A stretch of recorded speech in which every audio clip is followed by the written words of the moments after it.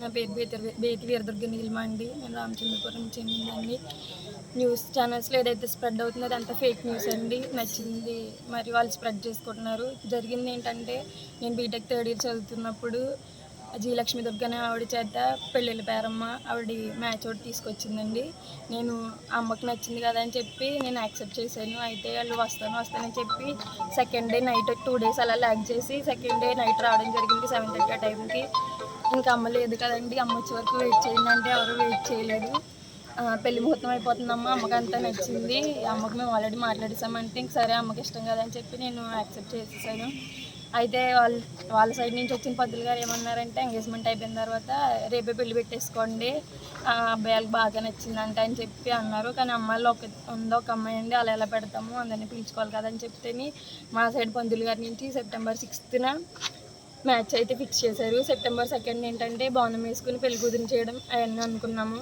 వీళ్ళు ఏంటంటే నా బర్త్డే రోజున August 26th వచ్చారు. వచ్చి మీ అమ్మాయి బాగా నచ్చిందండి అది ఇది అని మాట్లాడిసిన తర్వాత రూమ్లోకి వచ్చేసి, మాకు మీరు September 6th పెళ్ళి అన్నవరంలోనే చేసుకోండి, కానీ మాకు ఏంటంటే ఆచారం ఉంది, మేము బంధు ముందు వేసేసుకుంటాం, ప్రధానం బంధు అని చెప్పి మా అమ్మాయిని చేసుకుంటామండి అని అన్నారు.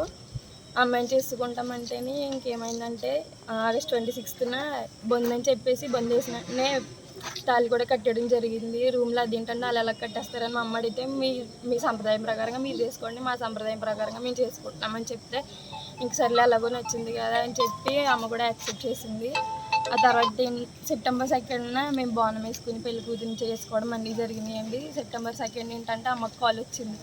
ఏమనంటే, ఆల్రెడీ మ్యారీడ్ కదా, ఎలా చేసుకుంటాం, మాకు డివోర్స్ అవ్వకుండా మీరు ఎలా చేసుకుంటారు, నాకు 2 పిల్లలు ఉన్నారు, ఒక పాప బాబు ఉన్నారు, వాళ్ళిద్దరికి నేను ఎలా అన్యాయం చేయాలనుకుంటున్నారు, మీకు కూడా ఆడపిల్ల ఉంది కదా అంటే మా అమ్మాయికి అప్పటికప్పుడు అన్ని ఎంక్వైరీ చేస్తే ఇతను పెద్ద ఫ్రాడ్ అని తెలిసిందండి.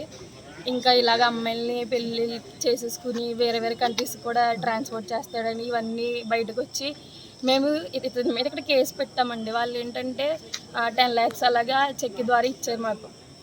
అంటే పిల్ల బాగా నచ్చింది కదా, ఇంకా అన్నీ మేమే చూసుకుంటాం అన్నట్టుగా వాళ్ళు ఇచ్చారు. ఇస్తేనే ఇంకా మళ్ళీ నా బర్త్డే 26 అయితే వాళ్ళు 28th వచ్చి ఇంకా రోజు చేసుకోలేదు కదా అని బిలేటెడ్గా చేశారు. కేక్ తెచ్చి ఇవన్నీ తెచ్చి అమ్మకు కాల్ చేసి ఇలాగా మనీ తెచ్చేయండి, మేము గోల్డ్ అది బయట తీసుకుంటాము, మాకు మేము కానీ ఇచ్చుకుంటాం అంటేనే సరే అని చెప్పి అమ్మ ఇచ్చేసింది. తర్వాత వీళ్ళ వైఫ్ కాల్ చేసి ఇలా న్యూస్లు చెప్తే ఇంకా మేము ఇక్కడ రామచంద్రపురం పోలీస్ స్టేషన్కి వచ్చి కేసులు అవి ఫైల్ చేసాం. కేసులు అవి ఫైల్ చేస్తే వీళ్ళు ఫస్ట్ పట్టించుకోలేదండి.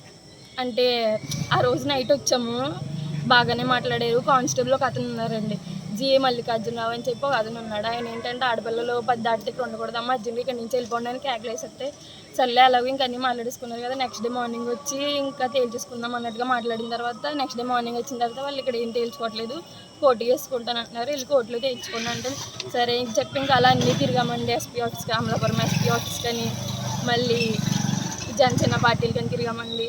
మన ఊరు మినిస్టర్ వాసంశెట్టి సుభాష్ గారి దగ్గరికి కూడా వెళ్ళామండి. ఆయన చెప్తేని వీళ్ళు వచ్చారు కదా ఏదో ఒకటి తేల్చండి అన్నట్టుగా ఆయన మాట్లాడారండి. చెప్పింది కూడా సరిగ్గా వెళ్ళలేదని మరి మా అమ్మగారు వాళ్ళు అన్నారు. మా అమ్మగారు వాళ్ళు వెళ్ళారు, నేను వెళ్ళలేదు వాసంశెట్టి సుభాష్ గారి దగ్గరికి.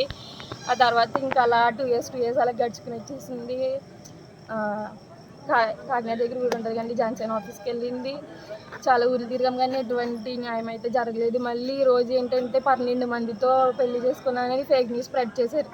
12 మంది అంటున్నాడు, ఓకే కరెక్టే, ఇతను ఒకడు, మిగతా 11 మంది నాకు విత్ ప్రూఫ్స్తో కావాలండి. ప్రూఫ్స్తో లేకపోతే అతన్ని ఇంకేం చేసినా వాళ్ళే చేయాలండి. మేము న్యాయం అయితే కోరుకుంటున్నాం. నచ్చినట్టు రాసుకుని నచ్చినట్టు ఫేక్ న్యూస్ స్ప్రెడ్ చేస్తే, ఇప్పుడు నేను ఒక అమ్మాయిని, నాకులాగా చాలామంది ఉంటారు, ఎవరు ముందుకు వచ్చి ఇలా మాట్లాడలేరు. చెప్పాలంటే నేనే చాలా సెన్సిటివ్, అలాంటిది నేను వచ్చి ముందుకు వచ్చి మాట్లాడుతున్నాను. ఇలా అతను ఎంతమంది జీవితాలను నాశనం చేస్తాడండి. నాకైతే న్యాయం కావాలండి. 11 మంది విత్ ప్రూఫ్స్తో కావాలి.